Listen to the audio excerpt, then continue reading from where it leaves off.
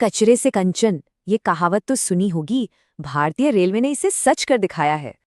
जरा इस रकम को देखिए। पिछले वित्त वर्ष में सिर्फ कबाड़ से हुई ये रिकॉर्ड तोड़ कमाई है। मतलब जो 6,000 करोड़ का टारगेट था, रेलवे उससे भी 12% आगे निकल गया। तो सवाल ये है कि इस रेलवे स्क्रैप में आखिर होता क्या है जिससे इतनी कमाई होती है? तो देखिए, इसमें सब कुछ है।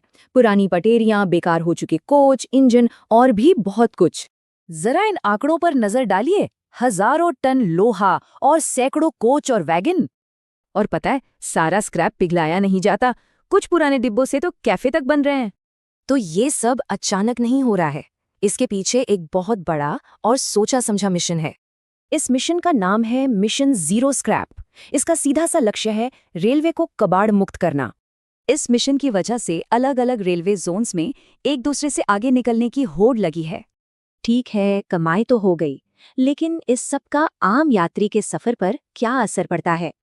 तो ये पैसा वापस हम तक ही आता है, साफ सुथरे स्टेशन और बेहतर सुविधाओं के रूप में। और सबसे अच्छी बात, ये सब सुधार बिना किराया बढ़ाए हो रहे हैं। ये चार्ट देखिए। टारगेट था 6,000 करोड़ का और कमाई हुई 6,800 करोड़ से भी ज्यादा। लेकिन सिक्के का दूसरा पहलू भी है। हमें पूरी वित्तीय तस्वीर को भी समझना होगा। उदाहरण के लिए CAG की रिपोर्ट बताती है कि रेलवे में अभी भी वित्तीय चुनौतियां मौजूद हैं। असल में ये स्क्रैप से कमाई एक बड़ी रणनीति का हिस्सा है, जिसे नॉन फेयर रेवेन्यू कहते हैं। और सिर्फ स्क्रैप ही नहीं, टिकट के अलावा दूसरी चीजों से कमाई 168% तक बढ़ी है। और रेलवे का लक्ष्य बड़ा है, नॉन फेयर रेवेन्यू को कुल कमाई का 20% तक ले जाना।